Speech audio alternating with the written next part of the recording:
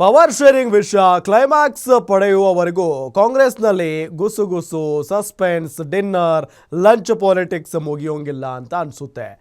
ಎಲ್ಲ ನಾಯಕರು ಅಧಿವೇಶನದಲ್ಲಿ ಬ್ಯುಸಿ ಇದ್ದಾರೆ. ಕುರ್ಚಿ ಫೈಟ್ಗೆ ಸದ್ಯಕ್ಕಂತೂ ಬ್ರೇಕ್ ಬಿದ್ದಿದೆ ಅಂದ್ಕೊಳ್ಳೋ ಅಷ್ಟರಲ್ಲಿ ಕುಂದಾನಗರಿಯಲ್ಲಿ ನಡೆದ ಒಂದು ಡಿನ್ನರ್ ತುಂಬಾನೇ ಸಸ್ಪೆನ್ಸ್ ಹುಟ್ಟು ಹಾಕಿದೆ.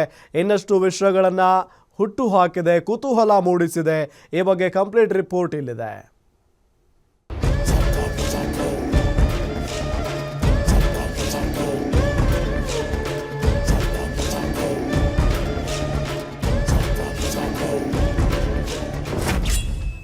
ಯತೀಂದ್ರ ಪಟ್ಟದ ಹೇಳಿಕೆಯಿಂದ ಡಿಕೆ ಬಣ ಕೆಂಡ. ಡಿಕೆ ಬಣದ 40 ಶಾಸಕರಿಂದ ಡಿನ್ನರ್ ಮೀಟಿಂಗ್. ಡಿಕೆ ಡಿನ್ನರ್ ಪಾರ್ಟಿಯಲ್ಲಿ ಸಿದ್ದು ಆಪ್ತರು ಭಾಗಿ. ಸಿಎಂ ಸಿದ್ದರಾಮಯ್ಯ ಬಣಕ್ಕೆ ಡಿಕೆ ಡಿನ್ನರ್ ಚೆಕ್ಮೇಟ್.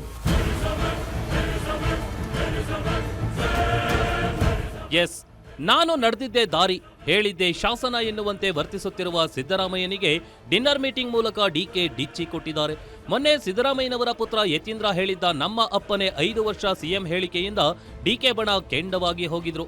ಈ ಬೆನ್ನಲ್ಲೇ ಡಿಕೆಶಿ ಬಣ ಡಿನ್ನರ್ ಪಾರ್ಟಿ ಮಾಡಿ ಶಕ್ತಿ ಪ್ರದರ್ಶನ ಮಾಡಿದ್ದಾರೆ. ಇದೇ ವೇಳೆ ಸಿದ್ದು ಬಣಕ್ಕೂ ಡಿನ್ನರ್ ಪಾರ್ಟಿ ಮೂಲಕ ನಮ್ಮಲ್ಲೂ ಒಗ್ಗಟ್ಟಿದೆ ಎಂಬ ಸಂದೇಶವನ್ನ ರವಾನೆ ಮಾಡಿದ್ದಾರೆ. There is no tussle for CM post right now. I have already told you. Now everything is clear. The High Command has clearly said. High Command has clearly said as of now there will be no change in the leadership.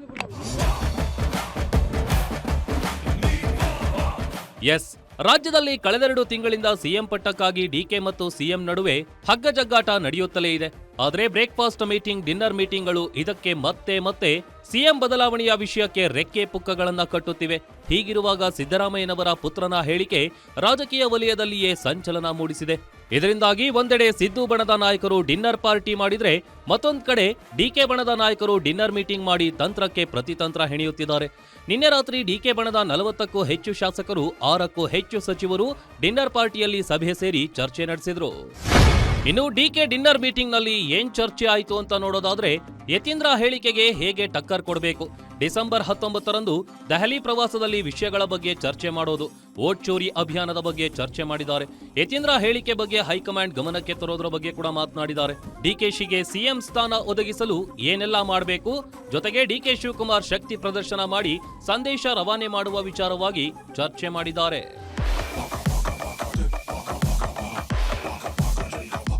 ಇಷ್ಟೆಲ್ಲ ಬೆಳವಣಿಗೆಗಳಾದರೂ ಡಿನ್ನರ್ನಲ್ಲಿ ಭಾಗಿಯಾದ ಎಲ್ಲಾ ನಾಯಕರು ನಾವೆಲ್ಲ ಊಟ ಮಾಡಲು ಹೋಗಿದ್ವಿ, ಯಾವುದೇ ರೀತಿ ಚರ್ಚೆ ಆಗಿಲ್ಲ ಎಂದಿದ್ದಾರೆ. ಇನ್ನು ಡಿಸಿಎಂ ಡಿಕೆಶಿ ಸಹ ನನ್ನ ಹಿಂದೆ ಯಾರೂ ಬರೋದು ಬೇಡ, ಯಾವ ಶಕ್ತಿ ಪ್ರದರ್ಶನವಿಲ್ಲ ಎಂದಿದ್ದಾರೆ. ಯಾವುದೇ ಕ್ಷಣದಲ್ಲಿ ಬೇಕಾದರೂ ಡಿಕೆಶಿ ಮುಖ್ಯಮಂತ್ರಿ ಆಗ್ತಾರೆ ಎಂದು ಕದಲೂರು ಉದಯ್ ವಿಶ್ವಾಸ ವ್ಯಕ್ತಪಡಿಸಿದ್ರು. ನಾನು ಯಾವ ಬಲನೂ ಪ್ರದರ್ಶನ ಮಾಡೋದಿಲ್ಲ, ನನ್ಗೆ ಯಾರು ನನ್ನ ಹಿಂದೆ ಬರೋದು ಬೇಡ, ಅವಶ್ಯಕತೆ ಇಲ್ಲ, ನನ್ನ ಪರವಾಗಿ ಯಾರು ಮಾತಾಡೋದು ಬೇಡ. 140 ಜನನು ನಾವೆಲ್ಲ ಒಂದು, ನಾನು ಸಿಎಂ ಎಲ್ಲ ನಮ್ದು ಒಂದೇ ಗುಂಪು. ನೀವು ಯಾವ ಗುಂಪಿಗೂ ನೀವು ಯಾವ್ದಕ್ಕೂ ಅವಕಾಶ ಮಾಡ್ಕೊಡಕ್ ಹೋಗ್ಬೇಡಿ, ಅವಶ್ಯಕತೆ ಇಲ್ಲ. 140 ಜನ ಇದೀವಿ, 62 ಜನ ಅಂತ ಯಾಕೆ ಹೇಳ್ತೀರಿ? 140 ಜನಕ್ಕೂ ಬಿ ಫಾರ್ಮ್ ಶೇರ್ ಮಾಡೋದು ಡಿಕೆ ಶಿವಕುಮಾರ್ ಅವರೇ. ಹಾಗಾಗಿ ಇಲ್ಲೇನು ಪ್ರತ್ಯೇಕ ತಂಡ ಅಂತ ಏನಿಲ್ಲ. ಸಿದ್ದರಾಮಯ್ಯ ಸಿಎಂ ಆಗಿ ಇದ್ರಲ್ಲ, ಅದ್ರ ಬಗ್ಗೆ ಅಬ್ಜೆಕ್ಷನ್ ಯಾರ್ದಿದೆ? ನಾವ್ ಹೇಳ್ತಾ ಇಲ್ಲ, ಅವಕಾಶ ಬೇಕು, ಸಿದ್ದರಾಮಯ್ಯನವ್ರು ಬೇಡ ಇಳಿದು ಬಿಡಿ ಅಂತ ನಾವು ಕೇಳ್ತಾ ಇಲ್ವಲ್ಲ. ಡಿಕೆ ಶಿವಕುಮಾರ್ ಅವ್ರು ಮುಖ್ಯಮಂತ್ರಿ ಆಗ್ಬೇಕು, ಅವ್ರ ಶ್ರಮಕ್ಕೆ ಅದು ಆಗ್ಬೇಕು, ಎನಿ ಟೈಮ್ ಆಗ್ಬೋದು.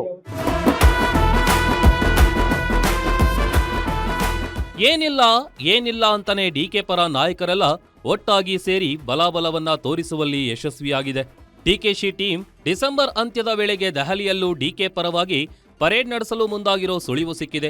ಸಂಕ್ರಾಂತಿ ಹೊತ್ತಿಗೆ ರಾಜ್ಯ ರಾಜಕಾರಣದಲ್ಲಿ ಸಂಕ್ರಾಂತಿ ಆಗೋದಂತೂ ಪಕ್ಕಾ ಅನಿಸ್ತಿದೆ. ವೀರೇಶ್ ದಾನಿ, ಪೊಲಿಟಿಕಲ್ ಬ್ಯೂರೋ, ಗ್ಯಾರಂಟಿ ನ್ಯೂಸ್.